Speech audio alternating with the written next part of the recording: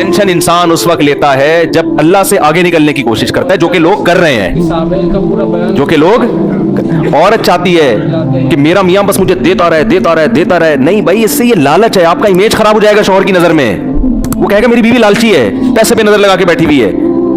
اس سے ہو سکتا ہے اگر یہ استغنا ہوتا، قناعت ہوتی، تو اللہ بہت زیادہ. میں ایسے مردوں کو جانتا ہوں، ان کے دل اتنے بڑے ہیں، وہ کہتے ہیں، مجھے بتاتے ہیں یار اگر میری بیوی میں لالچ نہ ہوتی میں اپنی ساری پراپرٹی اس کے نام کر دیتا، لیکن لالچی ہے، میرا دل نہیں کرتا. اب اس عورت کو کیا پتا کہ تو نے چند پیسوں کی لالچ میں کروڑوں روپے کا اپنا نقصان کر دیا.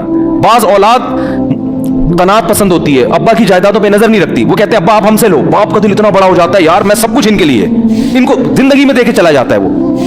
لیکن وہ باپ کرے گا جس کو اولاد کے بارے میں اطمینان ہوگا کہ میری دولت پہ نظر نہیں ہے، یہ میری خدمت کرتے ہیں اللہ کے لیے. لیکن جب باپ کو یہ احساس ہونا شروع ہو جاتا ہے نا یہ لالچی ہیں، ایسے باپ ہم نے دیکھے ہیں، وہ کہتے ہیں سارا ٹرسٹ میں دے دو، ان کم وقتوں کے 1 روپیہ نہیں دوں گا، اور روڈ پہ پھر رہے ہوتے ہیں. وہ بالکل صحیح ہوتا ہے ایسے بچوں کے ساتھ. تو بھائی اللہ تو اس سے زیادہ، یہ اللہ کا تو اس سے زیادہ ہے. اللہ کہتے ہیں مجھ سے ناجائز طریقے سے چھیننے کی کوشش کرو گے، دیوالیاں نکال دوں گا تمہارا. اگر دوں گا بھی نا تو دل سے سکون چھین لوں گا. دولت کا مقصد سکون ہوتا ہے. دیکھو اللہ اگر ظاہری میں دولت چھینتا رہتا ہے نا تو آزمائش ختم ہو جاتی ہے. ہم کہتے ہیں وہ ناجائز کرتا ہے، دیکھو اتنا وہ تو غریب ہے اور حلال کمانے والے اتنے کروڑ پتی. تو اللہ نے ظاہری طور پر دولت حرام کمانے والوں کو بھی دی ہے، لیکن سکون اللہ نے ان سے چھین لیا ہے. جا کے دیکھو گھروں کے اندر، ہم تو اتنے کیسز آتے ہیں، میاں بیوی میں محبت نہیں ہے، اولاد میں بیوی شوہر مرنے والے انگوٹھے لگوا کے اپنی جائیداد اپنے نام کرا لی. صحیح ہے نا؟ ایسے ایک بزرگ نے ایک بڑا اچھا واقعہ سنایا، بہت زبردست، کہ تقویٰ کسے کہتے ہیں، عورت کو ایسا ہونا چاہیے، تقویٰ اسے کہتے ہیں. یہ سوچ بن جائے نا تو بڑی سکون کی زندگی. وہ انہوں نے ایک واقعہ بتایا کہ ایک آدمی نے کہیں چھپ کے شادی کر لی، پرانے زمانے کا واقعہ ہے، اور پہلی بیوی کو نہیں بتایا. جب شادی کی ہے تو موت سے چند دن پہلے بتا دیا ہوگا، یا پتہ چل گیا ہوگا، یا پتہ چلنے کی وجہ سے ہی مرے ہوں گے، واللہ عالم. بہرحال وہ انا للہ ہو گیا ان کو. جیسے پتہ چلا، ان کا چانس یہی ہوتا ہے کہ جب پتہ چلے گا تو اب آپ کی زندگی کے دن بہت تھوڑے سے رہے. صحیح، انتقال ہو گیا. اب وہ عورت کہیں گاؤں دیہات میں دوسری زوجہ رہتی تھی، تو پہلی کو خیال آیا کہ ٹھیک ہے میرے میاں نے صحیح کیا، غلط کیا، لیکن وراثت میں اس بیوی کا حصہ بہرحال بنتا ہے. آج کل یہ سوچ نہیں ہے، بھائی شرم، یہ میرے لیے حرام ہوگا اگر میں اس کا حصہ کھاؤں. تو جو اس کی وراثت کا بڑا کروڑ پتی آدمی تھا، وہ حصہ لے کر گئی ہے اس پہ دوسری زوجہ کے پاس. وہ یہ کہہ بھی سکتی تھی کہ تو چھپ کے کیا ہے نا، ہم تھوڑی ذمہ دار ہیں، ہمیں تھوڑی بتایا تھا. اس کے پاس حصہ لے کے گئی. یہ جب خدا کا خوف ہوتا ہے نا، لالچ نہیں ہوتی، تو ایسے ہوتا ہے. اور ایسے لوگوں کے لیے اللہ پھر رزق کے دروازے الگ طریقے سے کھولتا ہے. اس کو میں ابھی حدیث سناتا ہوں، اس پہ کیسے اللہ غیب سے رزق کے دروازے کھولتا ہے. اللہ پہلے آزماتا ہے کہ حرام کی طرف مت جاؤ. حرام میں اگر ملے گا بھی نا تو سکون گیا. لالچ، ہوس، یہ چیزیں انسان میں پیدا ہو جاتی ہیں. تو جب وہ اس کے پاس گئی اور کہا کہ بھائی میرے میاں نے کی ہوئی تھی، ہمیں پتہ چلا، اور اب میں تمہاری وراثت نہیں کھا سکتی، جتنا میرا حصہ اتنا ہی تمہارا. وہ بھی کتنی خاندانی. اس نے کہا کہ آپ کے شوہر نے مجھے 3-4 مہینے پہلے طلاق دے دی تھی.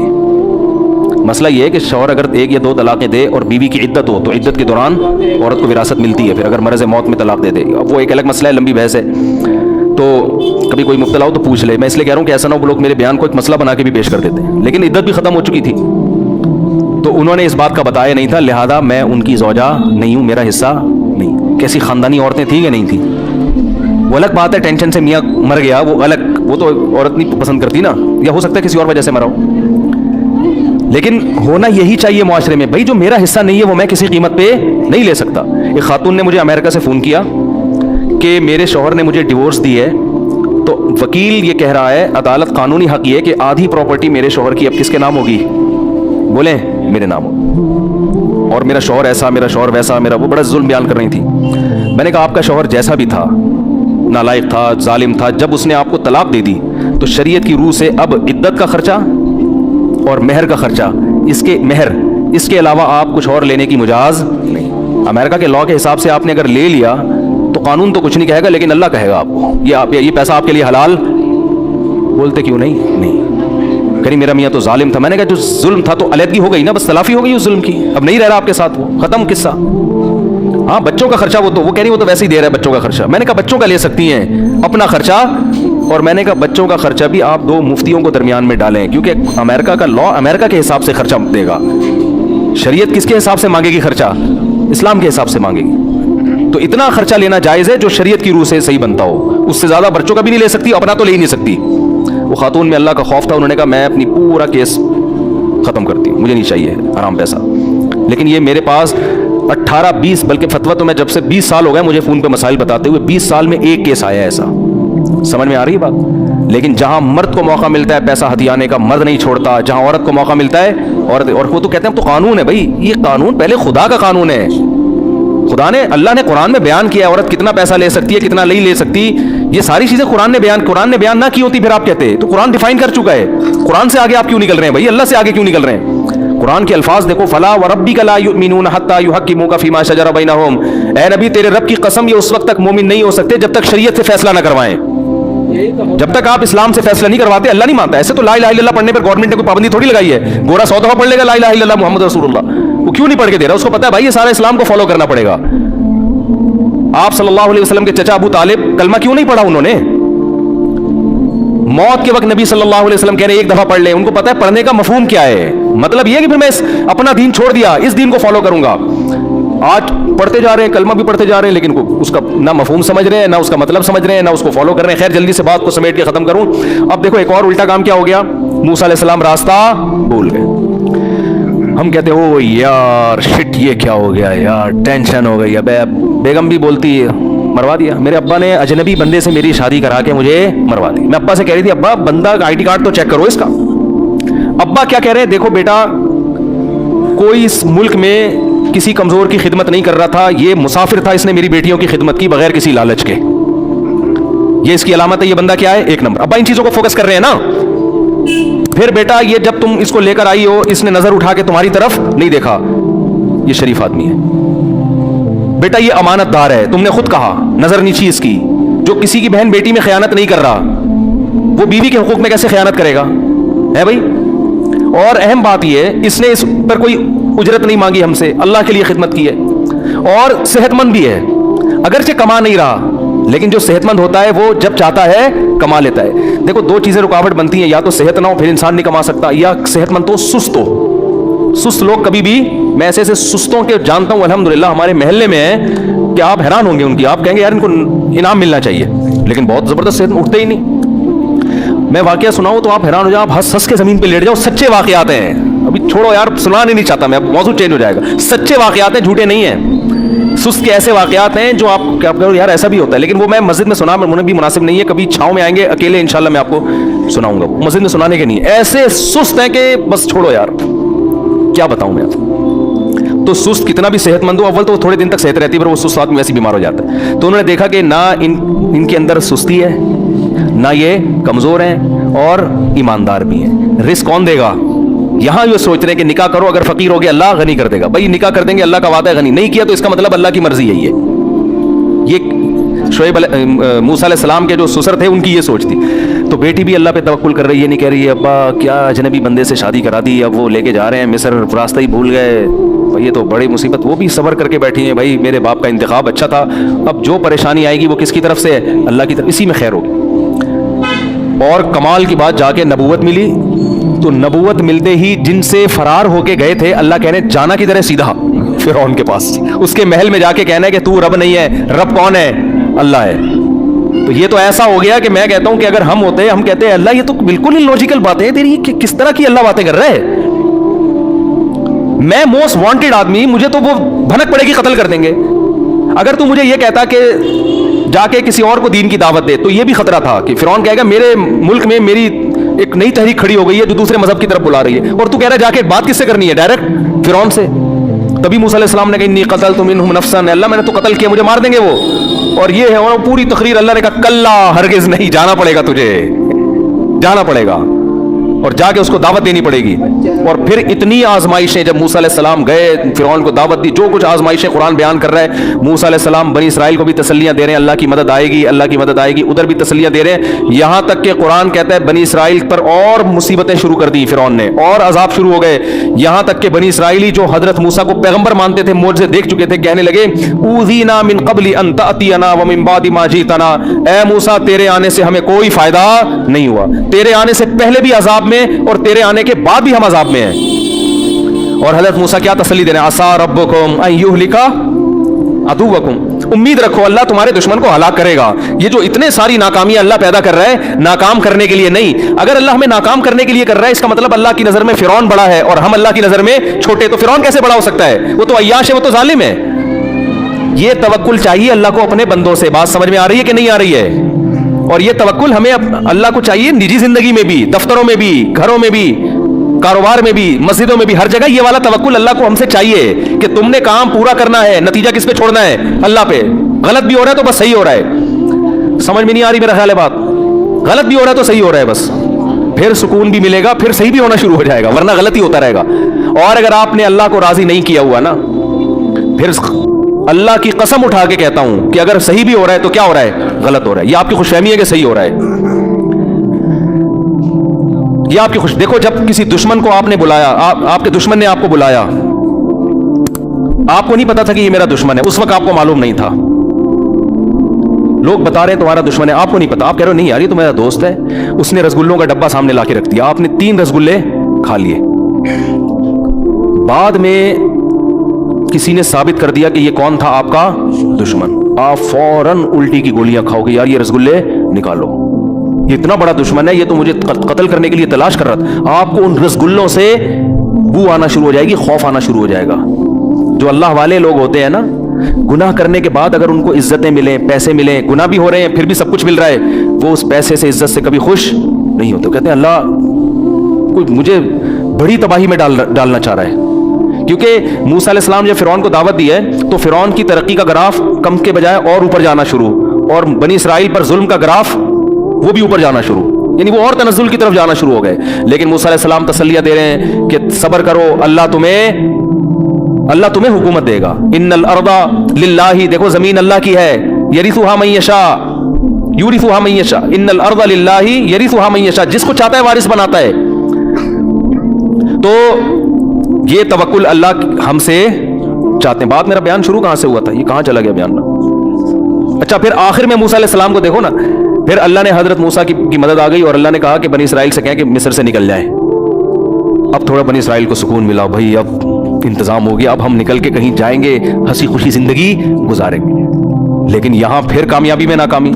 इधर निकले, फिरौन को पता चल गया। अब बनी इसराइल कह सकते थे कि ये ले भाई, अल्लाह तू कैसी दुआएं कबूल कर रही है, तो समझ में आने वाली बात है नहीं। थोड़ी सी राहत मिली थी, थोड़ा सुकून मिला, अब दोबारा। और फिर ऐसा फिरौन को पता चला, रातों रात उसने अपने पूरे मिस्रियों को निकाला है और बनी इसराइल के पीछे चलाया, और बनी इसराइल आगे आगे और फिरौन का लश्कर पीछे पीछे। शायद थोड़ी सी उम्मीद थी, 1% चांस था बनी इसराइल को ये ख्याल हो कि हमारी स्पीड फिरौन की स्पीड से क्या है, ज्यादा तेज है। शायद अल्लाह इस तरह से बचाना चाहता हो कि हमारी स्पीड बढ़ा दे, लेकिन आगे क्या है, रास्ता बुला दिया।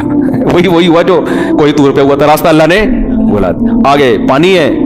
अब बनी इसराइल ने कहा मूसा इन्ना लमुदरकून, पकड़े गए। असल में कहना चाह रहे थे मरवा दिया, पहले तो कम से कम कुछ तो जिंदगी खाने को रोट, अब तो ये पकड़ के ऐसा मारेगा। मूसा अलैहिस्सलाम क्या कह रहे हैं? कल्ला हरगिज़, इन्ना मई रब्बी, मेरे साथ कौन है? रब। हजरत मूसा ने यहाँ ये नहीं कहा हम सब के साथ रब है। देखो नबी सल्लल्लाहु अलैहि वसल्लम के साथ जब हजरत अबू बकर थे, दुश्मन ने घेरा गार में, तो आपने अबू बकर को फरमाया ला तहज़न इन्नल्लाह माना, गम ना करो, हम हमारे साथ कौन है? अल्लाह है, मेरे साथ भी है, तुम्हारी भी मदद करेगा। इधर मूसा अलैहिस्सलाम को जब बनी इसराइल ने कहा फंस गए, तो मूसा अलैहिस्सलाम ने ये नहीं कहा हमारे साथ रब है, कहा मेरे साथ कौन है? रब। उलमा ने नुक्ता लिखा है कि मूसा अलैहिस्सलाम को यकीन नहीं था कि ये कौम बचेगी, क्योंकि देख रही है कि इतने मोजज़े देख लिए, अल्लाह हर मुश्किल से निकालता है, तो अब भी निकालेगा, तवक्कुल करो। अब भी क्या कह रहे हैं? मारे गए। तो इसलिए मूसा अलैहिस्सलाम को डर ये था कि अल्लाह ने तो बचाने के वादे किए हुए, लेकिन इनकी हमाकतों की वजह से कहीं अल्लाह ऐसा ना हो कि इनको यही खत्म कर दे। तो कह रहे हैं मुझे अल्लाह बचाएगा, तुम्हारी कोई गारंटी नहीं है, तुम्हारी हरकतें ऐसी हैं। लेकिन अल्लाह ने बचाया, और जाहिर अल्लाह ने इसलिए बचाया कि मूसा अलैहिस्सलाम को तो अल्लाह ने बनी इसराइल के लिए रखा हुआ था ना। वो जैसे वो गवाह मूसा अलैहिस्सलाम लेकर गए थे कोही तूर पे, बनी इसराइलियों ने कहा था हम जब तक अल्लाह को अपनी आंखों से ना देख लें, तौरात उतरते हुए ना देख लें, हम ईमान नहीं लेकर आएंगे। तो 70 आदमी मूसा अलैहिस्सलाम गवाह के तौर पे ले गए। तो उन गवाहों ने जब तौरात अपनी आंखों से देख ली तो कहने लगे हम अल्लाह को भी देखेंगे। हजरत मूसा को गुस्सा आया, अल्लाह का भी गजब आया, अल्लाह ने उन 70 के 70 को मौत दे दी। कितने नालायक। तो मूसा अलैहिस्सलाम ने कहा अल्लाह जो गवाह थे उनका तो सबका इन्ना लिल्लाह हो गया है, मेरी कौम तो कहेगी कि ये तो गवाही मरवा के आ गए भाई, ये तो और मुझे। फिर अल्लाह ने दोबारा जिंदा किया, उन 70 को अल्लाह ने मूसा अलैहिस्सलाम, किससे पता चलता है नबी का वजूद कितनी बड़ी रहमत है। तो बाज़ दफ़ा अल्लाह बनी इसराइल की परवाह नहीं कर रहे हैं, अल्लाह मूसा कलीमुल्लाह की परवाह कर रहे हैं कि अपने पैगंबर को मैं इतनी टेंशन में ना डालूं, तो चलो इनको अजाब में मार दिया, दोबारा जिंदा करो, ठीक है ना, चलो भाई जाओ दोबारा जाके गवाही दो। उन्होंने जाके गवाही दी, फिर जाके हाँ भाई ये वही तो, हमने खुद देखा है पहाड़ पे जो है ना उतरते हुए, ये तो औरात है, ये मूसा अलैहिस्सलाम ने कहीं छुपे हुई तख्तियां नहीं रखी हुई थी, हमने खुद उतरते हुए देखी है, जाके गवाही दी।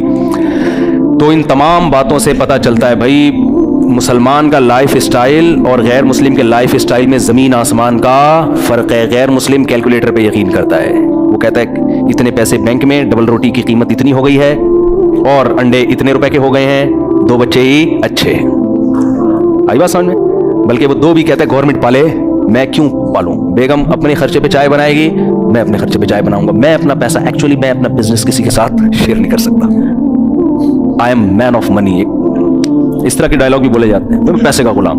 मुसलमान क्या करता है, इधर जेब में पैसा आया, उसको समझ में नहीं आ रहा तो खिलाए किसको, वो बैठे, वो मदरसों में खर्च करता है, वो मस्जिदों में खर्च करता है, वो बीवी बच्चों पे खर्च करता है, वो सास पे खर्च करता है, ठीक है ना, वो ससुर पे खर्च करता है, बस इतना वो एहतियात करता है कि कल किसी और के सामने भीख मांगनी ना पड़े। जब उससे पूछा जाता है यार तुम क्या, यार तुमने सारे महल्ले का ठेका लिया हुआ है, तो कहते हैं खिलाने वाला कौन है भाई, अल्लाह। तो फिर लोग कहते हैं वो आदमी तो सखी था, गरीब हो गया, तो ये मुतासिर नहीं होता ऐसी बातों से, कह रहे भाई गुर्बत अमीरी अल्लाह के हाथ में, अगर अल्लाह की मर्जी से हो गया तो इसी में खैर होगी इंशाल्लाह। वो क्या कहता है भाई, हो गया तो इसी में खैर होगी, तो अल्लाह की मर्जी यही होगी, लेकिन ऐसा होता आमतौर पर है नहीं, उसके साथ हो गया तो अल्लाह की मर्जी होगी, और पतली गली से ये कह के निकल लेते हैं। और जो लिबरल लोग हैं ना, जो मजहब को नहीं मानते, कैलकुलेशन, टेंशन, इतनी दौलतें लोगों ने इकट्ठी की हुई हैं, इतनी दौलतें, और फिर मेरे यानी वाकयात आते हैं ना, यार तुम्हारे 1 करोड़ डूब गया तो तुम टेंशन में किस बात, तुम्हारे पास 20 करोड़ रखे हुए हैं, क्या हो गया? 1 करोड़ डूब गया तो नाश्ता तो कर रहे हो ना, पराठे तो खा रहे हो उसी तरीके से, दोपहर खाना भी खा रहे हो, रात खाना भी खा रहे हो, तो भट्टे गट्टे फिटफाट तो डूबने से कोई कुछ कमी तो नहीं आ रही ना बॉडी में, वैसे ही फिटफाट माशाल्लाह। लोग पता है क्या कहते हैं, बस आखिरी बात बयान करके बयान खत्म करता हूं, लोग कहते हैं यार बेगम तो उसी लाइफ स्टाइल की आदी हो गई है ना, बिजनेस में लॉस हो गया तो बेगम को कैसे खिलाएं। ये बहुत बड़ा मसला है मैरिड आदमी के लिए कि कारोबार में लॉस हो गया है, हमारा अब लाइफ स्टाइल को अब थोड़ा सा नीचे आ गया, बच्चे उसी के आदी हो चुके हैं, अब मैं वैसा खिला नहीं सकता, अब टेंशन हो रही है।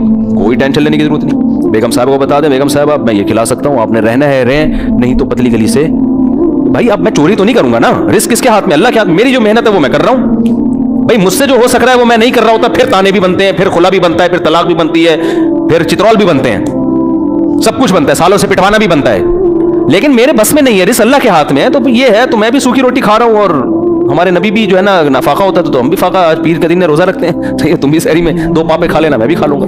या तो मैं बाहर पैसे खा के बाहर जो है ना मैं लग्जरी लाइफ गुजार रहा होता, घर में तो मैं फाकों में रखा होता, फिर तो बात है, लेकिन जब ये इससे ज्यादा मेरे बस में नहीं है।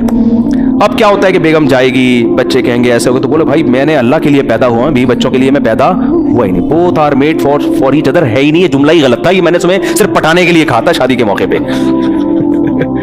ये पटाने के लिए कहते हैं ना, we both are made for each other. वो भी कहती है, वो क्या एक बड़ा अच्छा सा जुमला है, खैर वो भी कहती है हम भी इसीलिए बने हैं। तो बेगम वो तो पटाने के लिए बनाता है, लेकिन मैं अल्लाह के लिए बनाऊं, मुझे अल्लाह को खुश करना है। अल्लाह ने कहा इन चीजों में टेंशन ना लो, टेंशन सिर्फ आखिरत की रखो, इसके अलावा बेगम मेरे वैसे ही सर के बाल खत्म हो चुके हैं, टेंशन लेने की उम्र नहीं है। जो खिला दिया पिला दिया उस पर अल्लाह का शुक्र अदा करो, इसी में गुजारा करना है तो करो, वरना आप पतली गली से जा सकती। शरीफ खानदान की अच्छी होगी, गुजारा करेगी, नहीं होगी तो चली जाएगी, तो खुशी खुशी। लोग कहते हैं फिर लोग ताना देंगे, अबे तो भाई लोगों की परवाह बिल्कुल ना करो।